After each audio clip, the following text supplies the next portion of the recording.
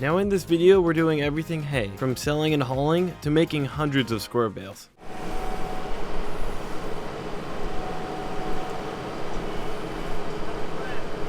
Good. Then we'll tie it in with one on top. They'll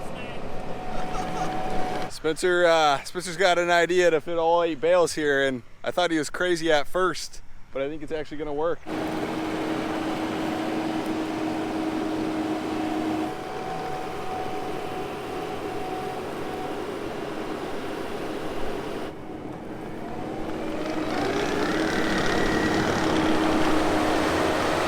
There's Gary, our neighbor, going. He's cutting some hay over there. Pretty cool. You come back to this little spot at the bottom of a creek, a mile away from roads. You see Gary out cutting hay, and we're grabbing some bales.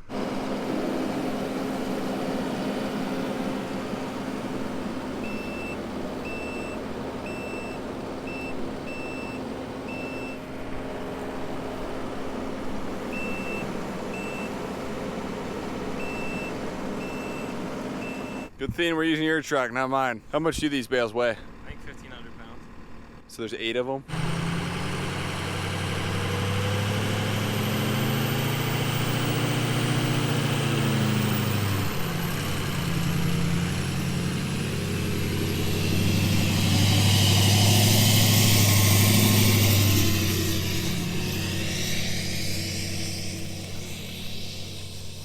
We took some bales off before crossing the creek and still spun out. I had a different hitch on the truck, and that made it cause the trailer to drag on the ground in high spots. So we came and gave it a push with the skid loader, and we got all 18 bales off the field and stored under the tree line. I listed them for sale, and a month and a half later, a neighbor a mile away bought them. Now it's time to get them delivered and stored at his place so we can feed them to his cattle during the winter months. Back to front.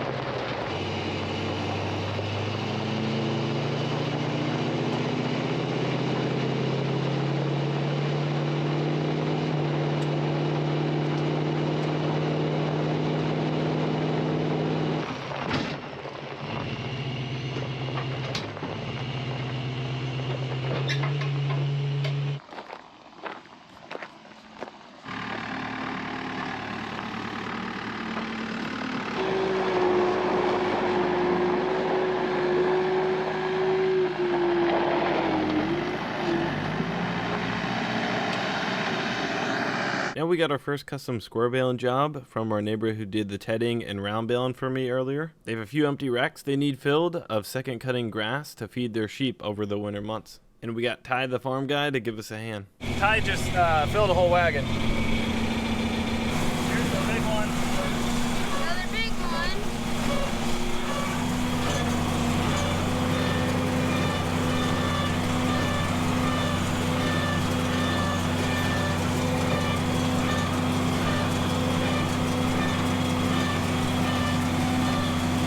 Looks like my brother doesn't know that the trail's coming, or he's not helping anymore.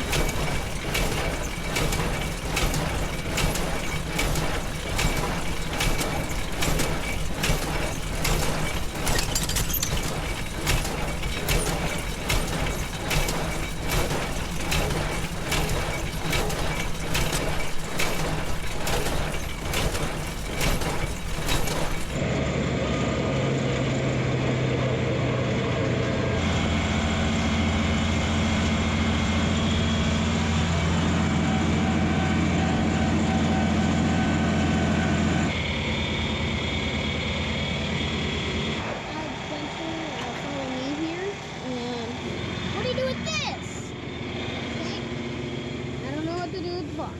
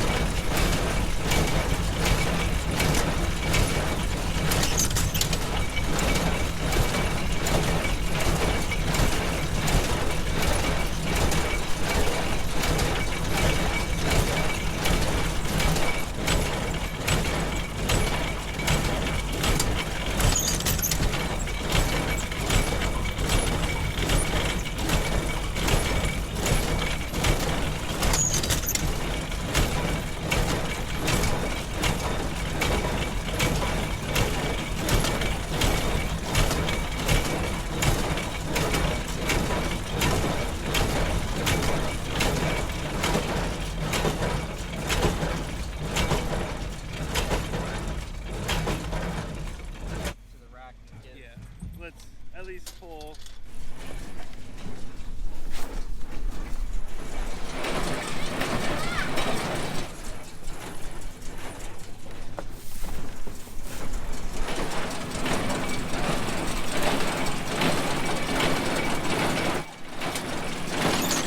Wow, look at you.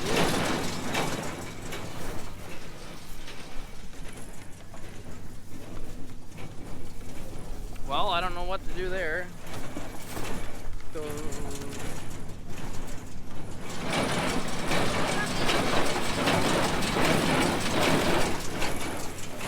Wow.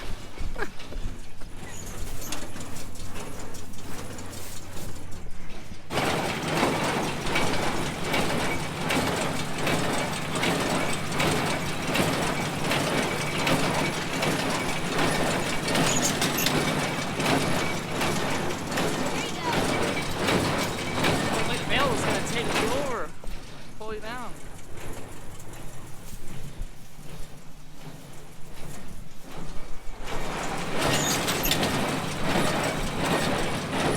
How many racks have you done today? We done 3.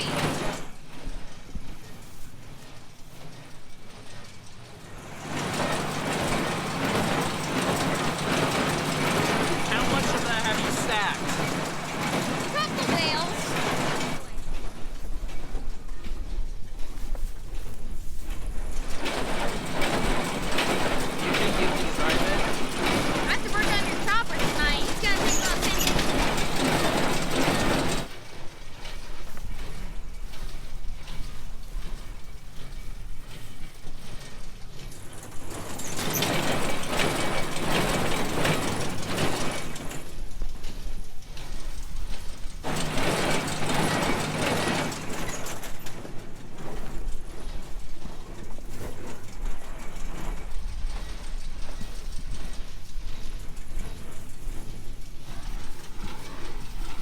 normally go 4 on top.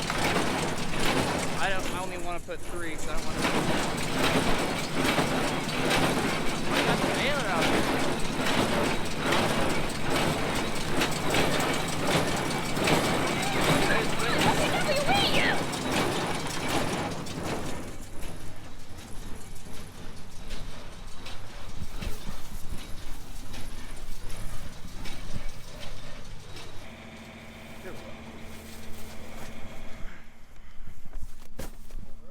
We got 300 bales made thanks to Ty and Luke for stacking. Now it's a few days later and we got 7 acres of oat straw to bale for bedding. This was a strip of oats that got combined for cover crop seed and the straw is left to be baled. Yeah, we just line them straight. None of them vertical like this? Sometimes we do vertical. Okay. We do all sorts of stuff. 2 sideways, 1 vertical, 2 sideways. Yeah. Oh, there you go. Let's do it.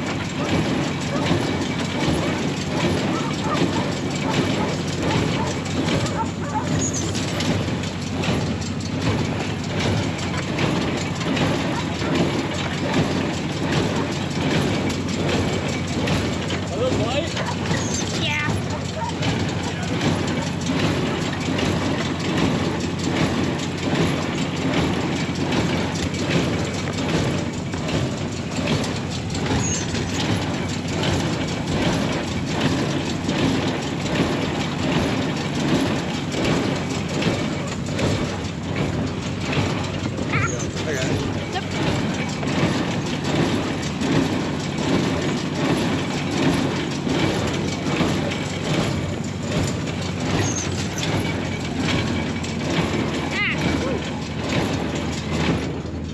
Is he going in?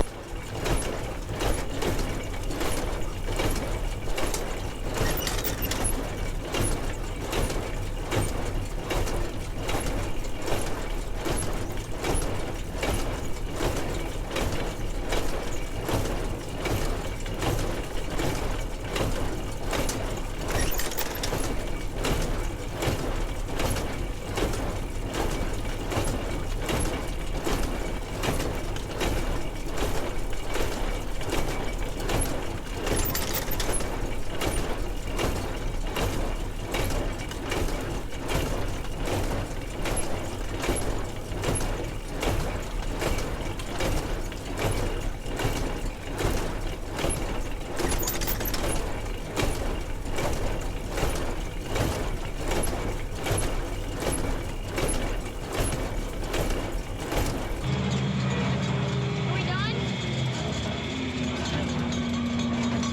Yep.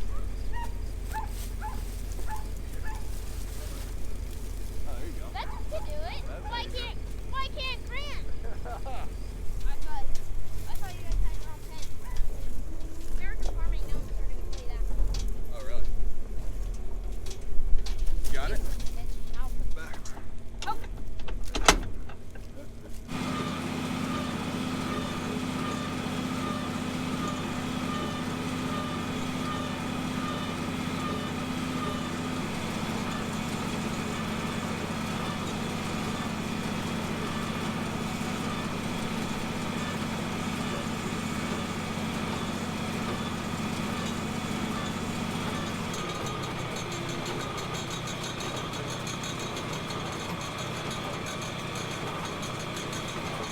Hey, Ty, what'd you say? You said 150? I said 150. Okay, so... No, 170. Plus 7, 107. 107. 107? You were closest. Okay, how many here? Oh yeah, we still. Grant was being a bad influence. What? All right, we got them all. How many bales? 100 and 180. 180. 82. 82. 107 on here, the rest over there. It ended up being the perfect day to bale with 70 degrees and a breeze. I don't even think those guys were sweating. Over the next week, I sold the bales to people looking for bedding, fall decoration, and some for new fall seeding of their yard. They use it to keep moisture and let the new yard germinate and come up better. And I even got a hardware store to sell them for fall decoration in front of their store this year.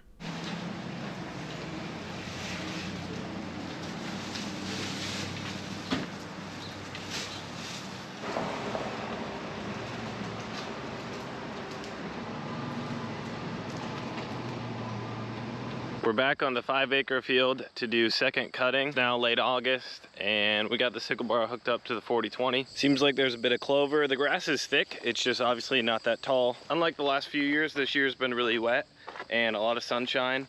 Seems like every week we get a rain, so the grass never browned up, like lawns never browned up. For the past 2-3 years they have. So I'm kind of surprised the field hasn't grown back more than it has, but maybe again that's because my late first cutting. If I would have cut it, you know, middle to late May instead of 1 or 2 weeks into June, it would have had more regrowth. Not too sure. I robbed this top link off my tractor to have on Grant's. His is seized up right now, so we got to put this back on. And to think about it, we probably put just about 30-35 acres on the sickle bar mower this year, and really haven't had too many issues with it after the few repairs I made to the spring, and once I finally got it adjusted right and running.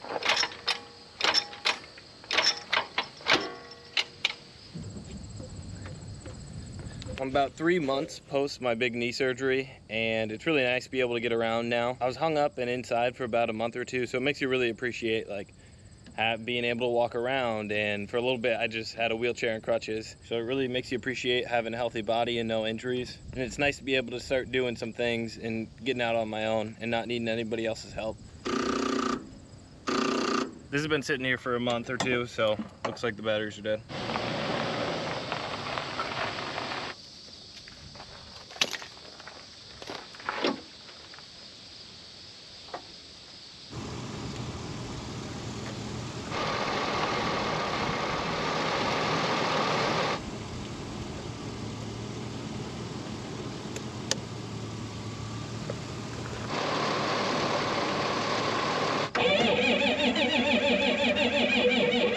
I did replace the starter this spring to like a gear reduction one, so it turns a lot faster and harder, and so it's been starting a lot better. It just never has really started that good. Granted, the batteries are dead right now. I'm just saying in general it hasn't started that good, especially with a little bit of cold temperature. Quite a bit of blow by on it too. It doesn't burn oil. Blow by, some white smoke. Maybe this fall or next year or something we'll do a big project on it and get it running in good shape again.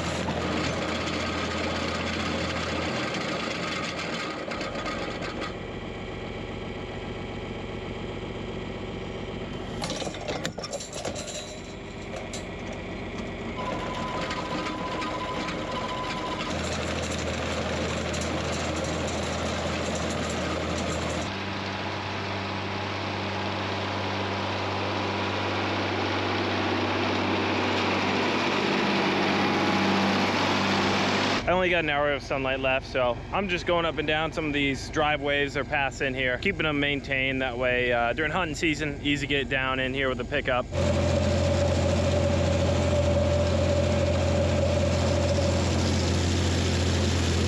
So I just figured this out. I've seen this like in fields or in the woods before, and it looks like somebody just dribbled paint on some leaves randomly. It looks like bird poop, but it's way too much. And it is bird poop. I just spooked a swan, and when it took off, when it started to fly, it just crapped everywhere, and it looked exactly like this. Like somebody just had a bucket of paint and just chucked it on there. So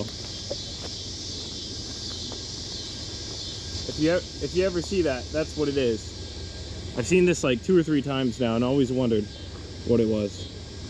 It's just a swan trying to get some lift.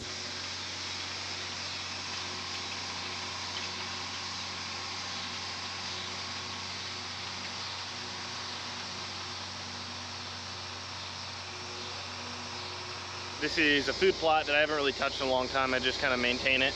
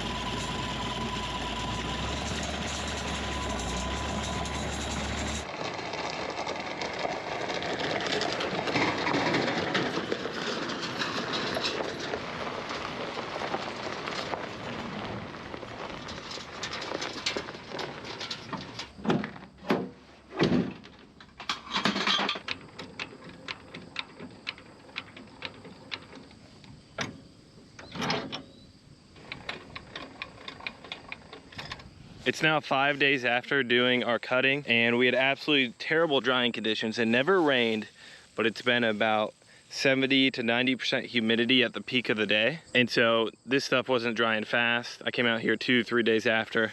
It felt like I just cut it. But now humidity should get down to 50-60%. You can hear it rustle a little bit. I think we'll just rake it up. The issue is there's a few really thick spots and then a few spots that are light. We only have a few hours now, and rain should be here later this afternoon. So it for sure got a little bleached from the sun and the high humidity. It should dry down good here. Well, we had some bad luck.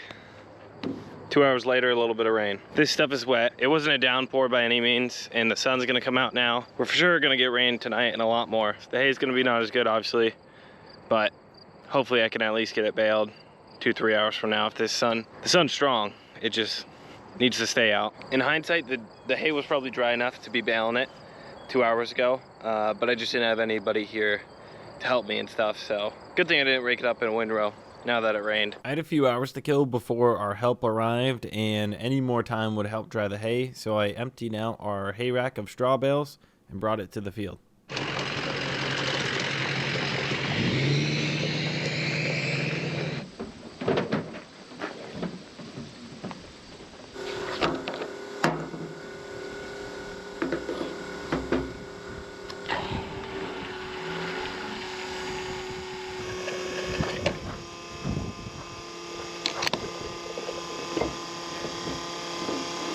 About 2.5 hours after that rain. This stuff sounds good when you hit it, still a little tough. I'll do the twist test, but bigger the stem, it seems like this stuff's more light, and the wind's actually blowing pretty hard right now, so we'll rake it up. That'll take an hour. Wind will hit it. Sun's still gonna be out. I think we'll be good. It just won't be as good a hay.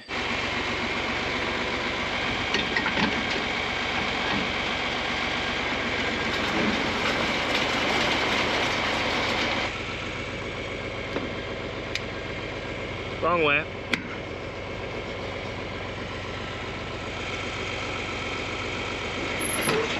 There we go.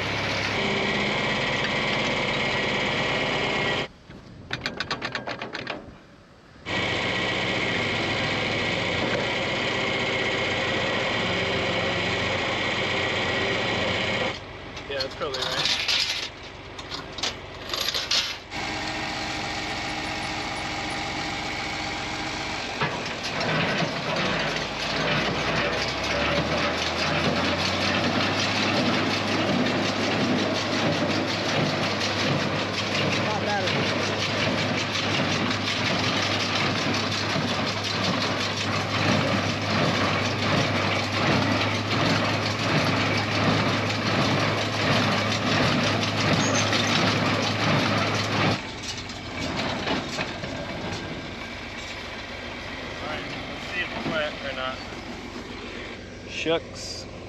That stinks.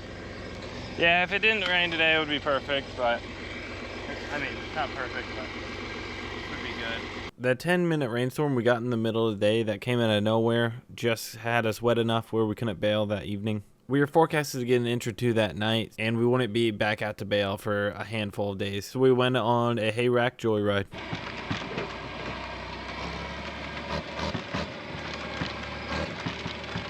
I think he's gonna go up that hill. He's gonna give her the blames. Oh yeah, he's giving it. I got my hay rack recliner. I got a front row seat. Look at this thing. Go, Johnny. Go, go Johnny. Go, go, go. Oh, jeez. Okay. Leaning back. Probably gonna get jolty.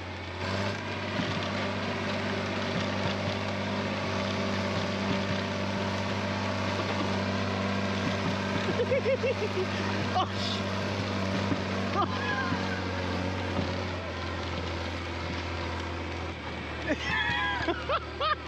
It's now a perfect 75-degree day. There's some wind, sun is shining, like 40% humidity.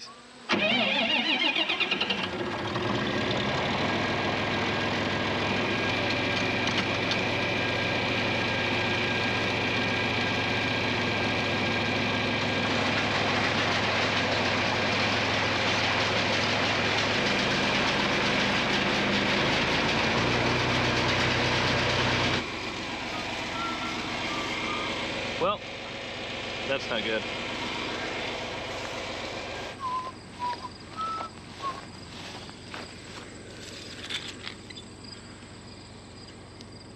Found it.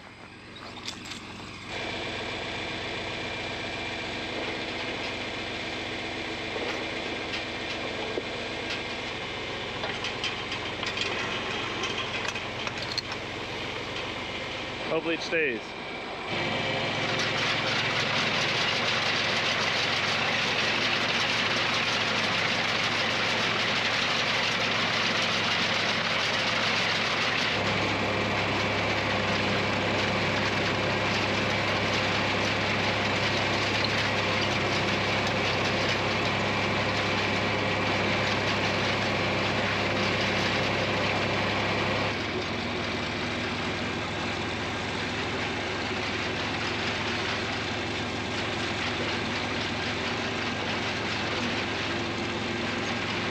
And the hay is completely dry, really dry, but the hay's not good anymore. So I cut it, and then 3 or 4 days later, we got that probably 1/2 inch to 1 inch rain, and this stuff's kind of junk. So we'll sell it. Some goat people will eat it. I don't really have a bush hog to just bush hog it and spread it out. So we might as well bale it. Got my buddy Alan here. He's gonna be on the back rack. First time ever doing this. I think Grant will help him too. I'm still not good enough. The knee's good enough for me to get around, but not to actually do physical labor. It's about 70 degrees. It'll be a perfect day. We probably won't even break a sweat. Good day to get after it. Done.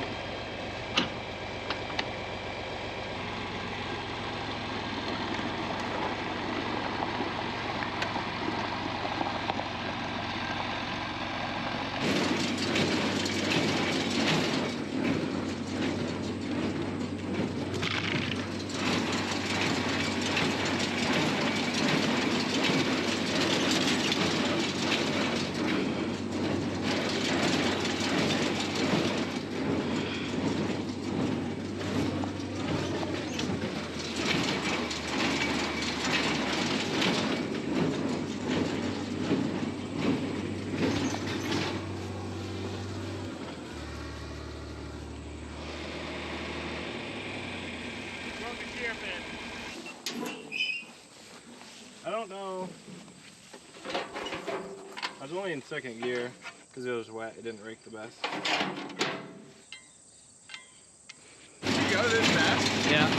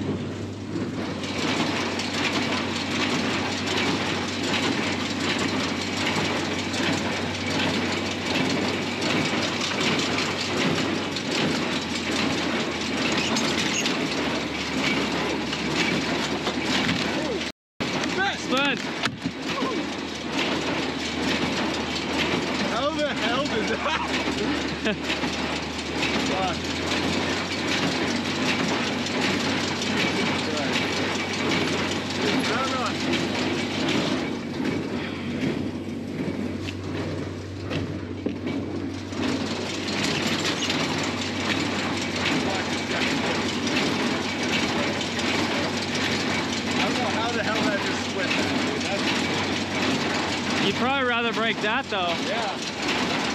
Besides the chains in it, right? I know. Chains really.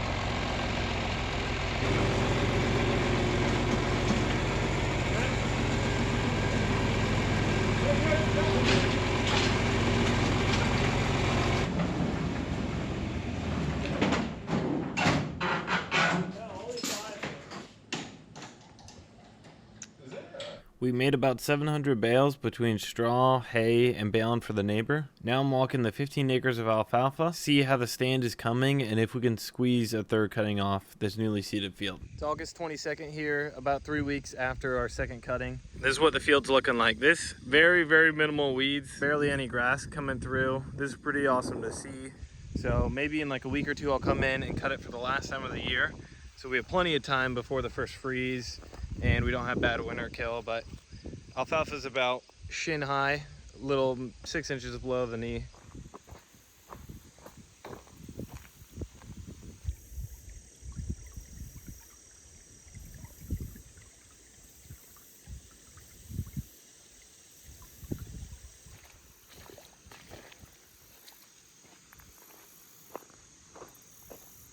Pretty cool to see the alfalfa field. There are some bare spots like right there and stuff.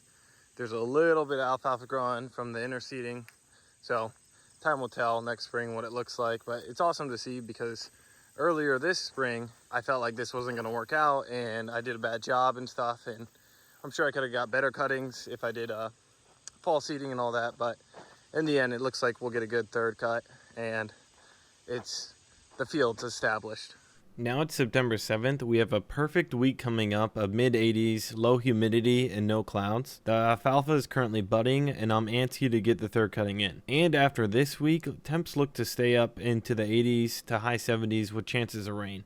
So those with more experience than me, would you go ahead with this third cutting or let it sit and not risk having a bad winter kill? And also I'm thinking about spreading some composted cattle manure this fall directly after the third cutting. Most likely we'll go ahead with the third cutting, but I'm always interested in feedback and others' ideas and experiences because all this is a first for me. So thanks for watching the video and hopefully we don't get any rain here.